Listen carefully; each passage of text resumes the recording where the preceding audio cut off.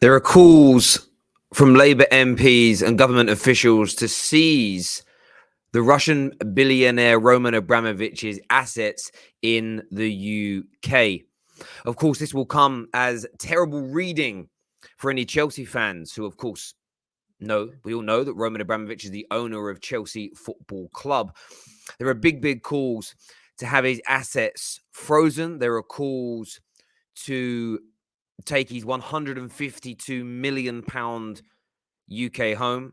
There are calls for him to sell Chelsea Football Club, for the UK government, via the sanctions against Russia, to remove him as the owner of the football club. But the big question remains, can this happen? Can they do this? And what would it actually look like for Chelsea Football Club were this to happen?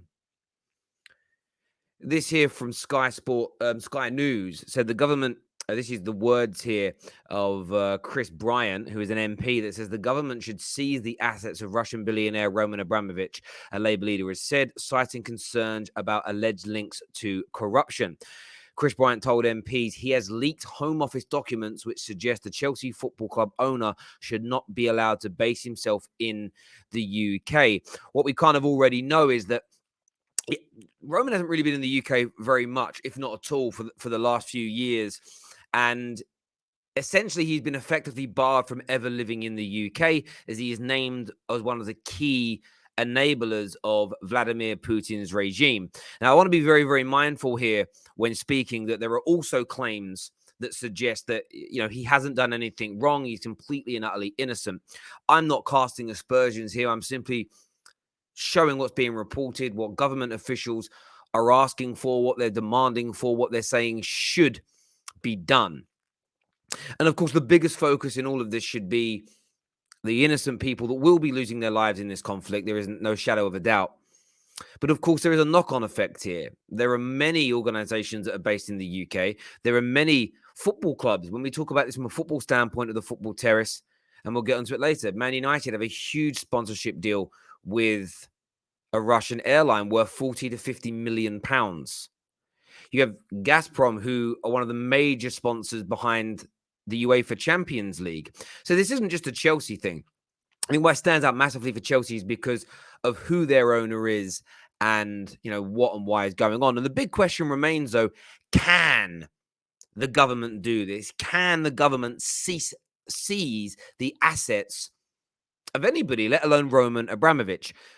And it's interesting because you do your research here and you look at what's kind of being said. And there are rules and regulations under the Crime Act 2002 that do enable the UK government via the court system to be able to seize property and assets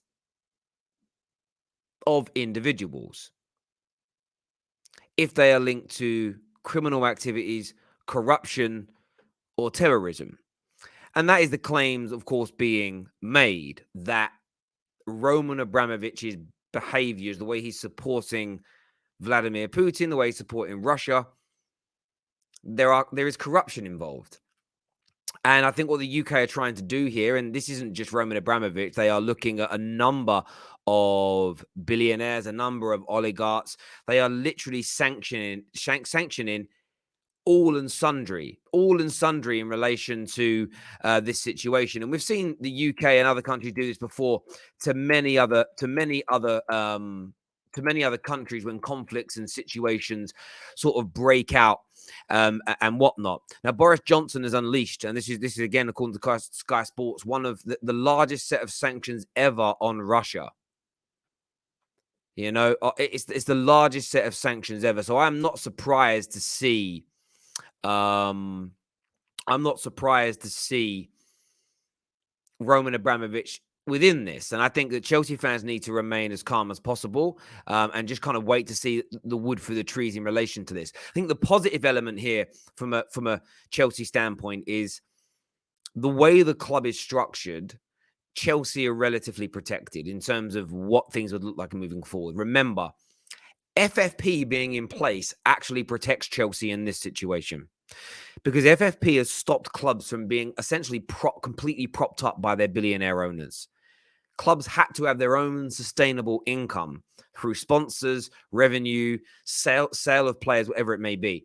The majority of Chelsea's income comes from their own endeavors. As a going concern, as a business, Chelsea are in a very healthy situation. Yes, Roman Abramovich lends the club money every year, in and around sort of 10 to 30 million pounds. It's only around 90 million every 2 to 3 years that can actually be pumped in by owners now anyway. So the notion that in the last sort of 7-8 years, Roman's still been pumping hundreds of millions of pounds a year into Chelsea are a complete fallacy. I'm seeing lots of tweets from people suggesting Chelsea are finished, it's over, it's done. If Roman has to sell, no, it isn't. It essentially isn't at all. There's still some question marks over whether or not Roman's passport. I understand from what I've read that he has an Israeli passport, not Russian. Can he still be sanctioned? Well, look, my background in finance is such this. When a country has sanctions against it, you don't need to be a national or a resident or a citizen of that country to also be prosecuted or be damaged under those sanctions. If you are financially transacting or cooperating with those regimes in any way, shape or form, you can still be sanctioned. So that's almost a fugazi argument. But Chelsea Football Club are very much in a position where they're going to feel comfortable. And the Telegraph, this is one of the things that have already been shown here. Sorry, that of course there's calls for the home to be seized. The United Kingdom has said it would freeze and seize the assets of all Russian oligarchs in the UK if Putin invaded Ukraine. So this tweet here saying your move now, London. But what's interesting here from the Telegraph is that Chelsea fans can be assured that Abramovich will use every asset at his disposal to ensure he goes nowhere, first of all. And if Abramovich did sell the club, he would pay himself. So, of course, we all know that Chelsea, on paper, owe Roman Abramovich 1.5 billion in loans. Again, he loaned another 20 million pound last year to balance the books. Roman essentially isn't going to ask for any of this money back. He would move on elsewhere. And in my personal opinion, this is just the personal opinion, I don't think Roman has to be the owner by name for Roman to still be involved in one way, shape or form. What does remain to be seen, though, is can any money now be pumped into football clubs from Russian organizations? Manchester United, of course, are still sponsored by a Russian airline, a £40 million deal. They have now been banned from the UK. Man United haven't commented on this right now. In fact, you could actually argue that Man United losing this sponsor could be more damaging, especially in the short term, than Roman having to sell Chelsea, because this is actually Roman's putting in £20 million every year or two. This is around £40 million a year, I've read, that could impact Manchester United. So we'll see the ongoing effects. Or maybe that's £40 million over the lifetime of the contract. I need to do a bit more research into that. But it's certainly a very precarious situation for everybody involved right now. I always say this in these circumstances, there are much bigger things at play than Chelsea losing its owner. But from a football standpoint, I think Chelsea are structured in a way that would see them be pretty much okay. I'm sure whoever else comes into Chelsea would want to pick up the mantle and run it in a way that would be fit and in keeping with Chelsea's traditions over the last 20 years to take them forward.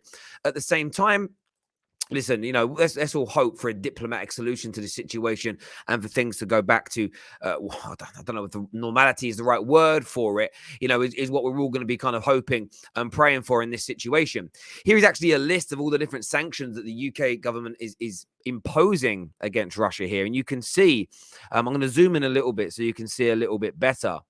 But you can see here that, Russian banks have been immediately frozen, assets totaling 154 billion pounds. Legislation to be introduced on Tuesday, which will prohibit the ability of all Russian companies to raise finances in the UK market. To issue sanctions against individuals, entities, and their subsidiaries, which include Rostec, Russia's largest defense company. To look at immediate ban of the ability of Aeroflot, this is the airline that United are sponsored by, from landing in the UK, to immediately suspend use of exports licenses to Russia, legislation within days that will prohibit a wide range of high-tech exports to Russia, look at introducing legislation that would limit the amount of deposits Russian nationals could hold in the UK bank accounts to £50,000 only, to work with G7 and NATO allies and everything else. So you kind of look at it again. We need to get more finer detail on this, because you look at the fact that the Russian airline can't land in the UK. Can they still sponsor Manchester United? That is the big question here. And a lot of it will depend upon the structures of these organizations, where the money's actually coming from. It's all really, really key. More details need to come out, which is why I say already, yes, there is the possibility that Roman Abramovich could have Chelsea seized from him. That could happen. However, let's wait for the experts to come out and give us the finer detail. Let's wait to see what transpires over the next few weeks. Let us not panic. Let us not start throwing around nonsense on the internet like we're all experts here. I'm simply relaying what I've read, what I've seen. It does appear there's a possibility that this could happen. But at the same time, sources very close to Chelsea believe that even if it was forced to, it isn't going to impact Chelsea too much. Chelsea fans should remain relaxed. I think what they should do is give you the ability to focus on the real problem at hand here, the humanitarian issue at hand here, and focus on the victims that are going to be here. Because essentially, Man United losing a sponsor, the Champions League losing a sponsor, Chelsea losing its owner, are minute issues in this overarching situation, which should always be the focus when things like this arise. But look, I want your thoughts and I want your feelings on this situation. Leave your comments below. Hit the like and subscribe button before you leave. Until next time, people, take care. Goodbye. God bless.